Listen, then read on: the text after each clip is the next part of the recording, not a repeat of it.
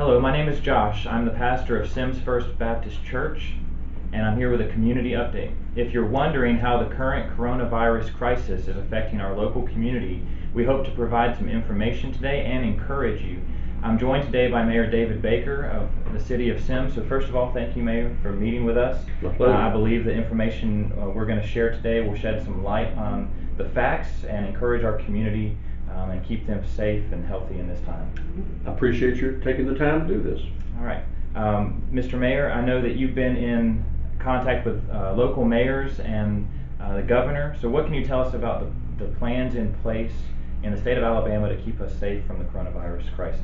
Well, I'm encouraged by what I've seen through a series of both in-person visits with other officials throughout the state and the federal government. I'm also encouraged about the energy involved in all this. The government officials at all levels are taking this seriously. They're making it a priority, and they're moving ahead as quickly as they possibly can. And you see a lot of the Democrat-Republican fighting going back and forth has diminished over this, as it should. Right. I talked yesterday to the mayors. We had a conference we had a phone conference. The mayors of Mobile County are united in this effort, and we are all working together and talking with each other on a daily basis to share ideas.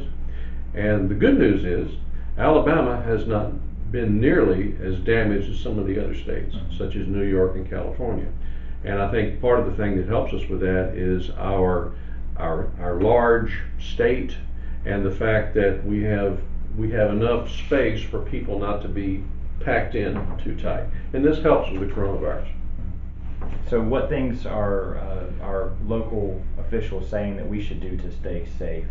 Well, both at the local and the state and federal level. For example, yesterday, as I mentioned, I was talking with the Surgeon General of the United States, and he is also a practicing doctor at Walter Reed Army Medical Center. And he said, as you've heard at the local level, the state level, washing your hands frequently is critical to this. Making sure that surfaces you touch are cleaned all the time is critical to this. Making sure that when you cough or you sneeze, you do it into a tissue and you throw the tissue away. And most importantly, of course, is the social distancing. That is making a difference. He referenced the flu epidemic of the early 1900s when millions died. And they looked at the cities that practiced social distancing against those cities that did not. And the numbers were much, much lower when people stayed 6 feet apart. It makes a difference. It's not something we're used to in this country because we're by nature very friendly people. We like to talk and shake hands and interact. But in this case, we need to not do that so that the virus can't take hold. So those are the things that the Surgeon General talked about, and I believe, as you've heard before, those are good things to remember. So just to reiterate some of those things, staying 6 feet apart, if we can, making sure we thoroughly wash our hands and consistently wash our hands. Yes. In fact, I've heard that's more effective than even hand sanitizer. It is. Soap and water is effective. Just make sure you use warm water, and I believe wash your hands for a good 30 seconds with soap water and dry them thoroughly. And make sure surfaces you touch, your phones, your cell phones, desktop doorknobs, walk around with a can of spray, walk around with a can of whatever will kill these germs.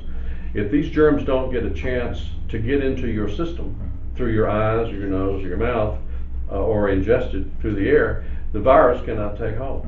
So, and we're doing that in Alabama, and we're making progress on it. Well, great. Yeah. I know one of the biggest issues that our local community is worried about is the threat of potentially losing a job. And so what can you tell us about options and resources for someone who is temporarily unemployed due to the coronavirus? Well, the good news is the new coronavirus stimulus bill is just about to be presented to the president for his signature. We're hoping, today is Thursday, we're hoping that the president will sign it tomorrow or Saturday, perhaps Sunday. This is going to pour $2 trillion with a T dollars into the economy. It's going to help everybody. There is a part of this bill will help small businesses. It will help them not only with immediate cash payments based on what you reported in your 2018 or 2019 income tax, but it's also going to provide a bump in unemployment insurance. It's going to provide more money from the federal level on top of the unemployment insurance you get from the state. Wow. So this is good. It's coming. It's not signed yet, but it will be here soon.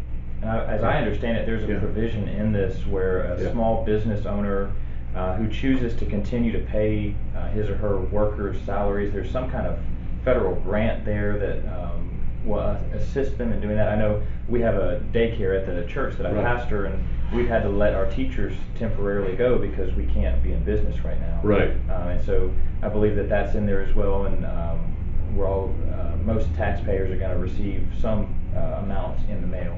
Yes, most taxpayers will receive an amount. Now, if you are above a certain amount in terms of income, you may not see the maximum amount of the check, but everybody who's in need should receive something in the near future.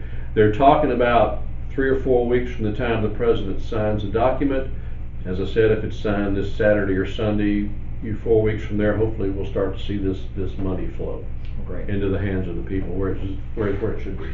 Yeah. Probably the other issue that is worrying most of our community is, and I don't really understand why this is, but when we go to the grocery store and we see empty shelves, so first off, have you been in communication with our local grocery stores, and if so, what are they saying about our supply chains, our distribution?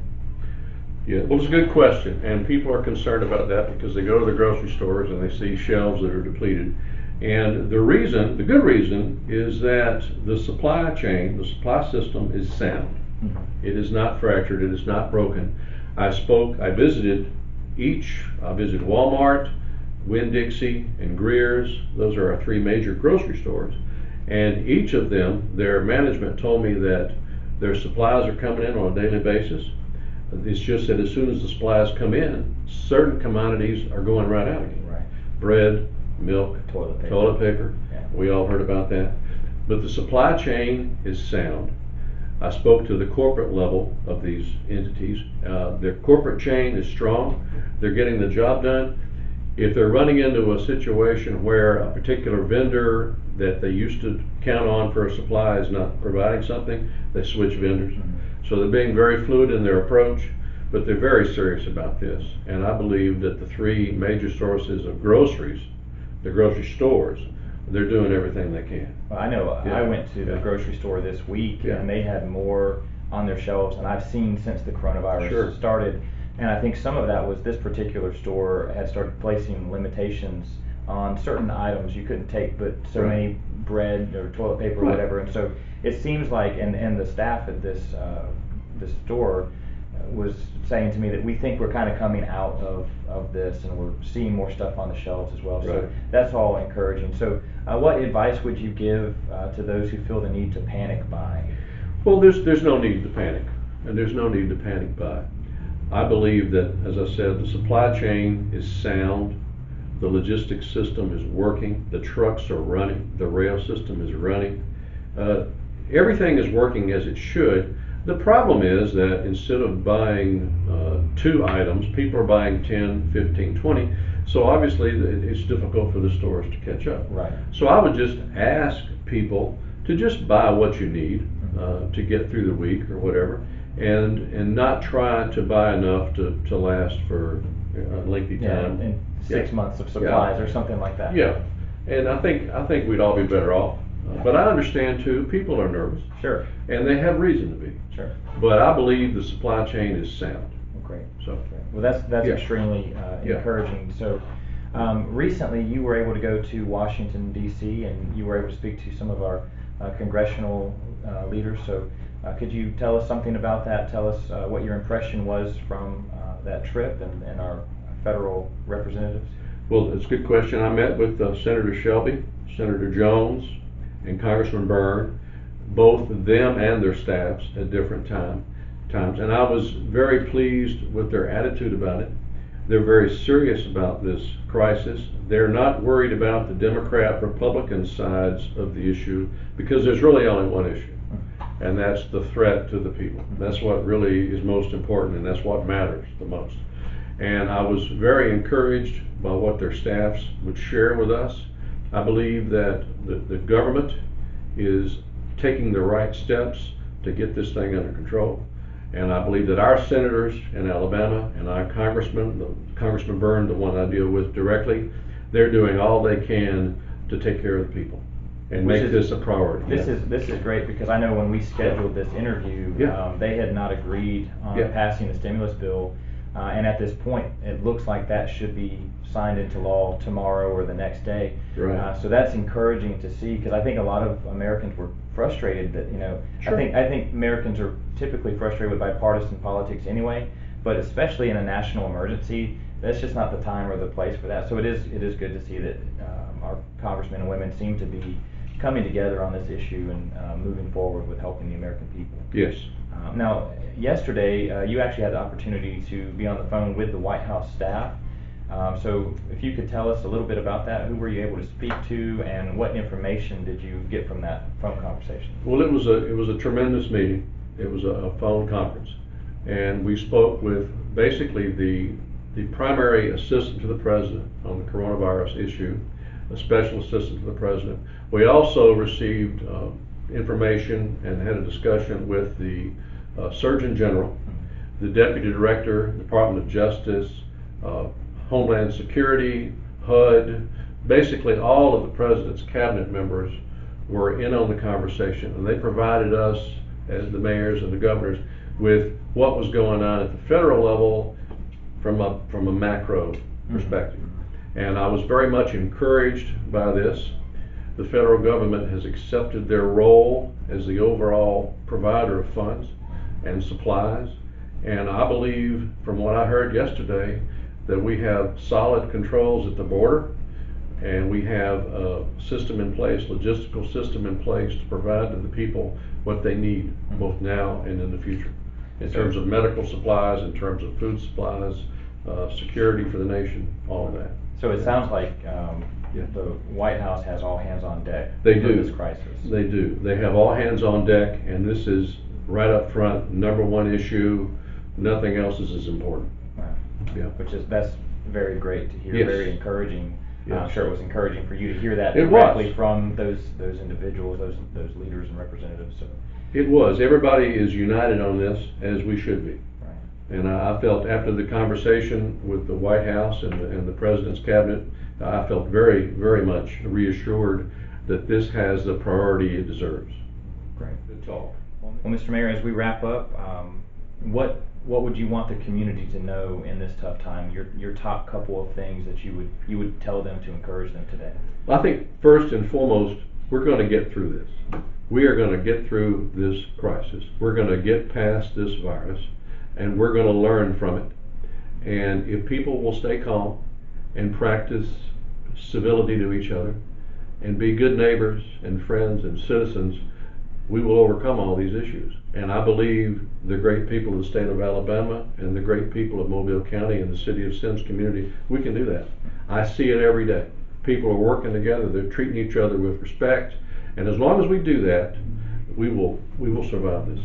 I really, truly believe it. Well, awesome. Mr. Mayor, again, I want to thank you.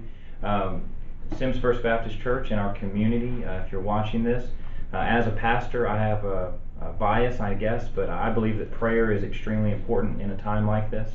And so our church, this coming Sunday, is going to have a drive-through prayer time at our church. We ask you, if you would like us to pray for you, drive to our church, come through the drive-through line. We ask you to stay in your car. We're going to stay a healthy distance away from your car. But we just want to be able to pray with you if that is something that you would like. So that'll be this Sunday at 11:30 to 1 o'clock at Semmes First Baptist Church. So I am praying for you as our community. I'm grateful for your time, Mayor Baker. Pleasure. And all that you're doing to help keep us safe. With this, we're going to end this interview. God bless, and we're praying for you. Be safe, be healthy. Have a good day.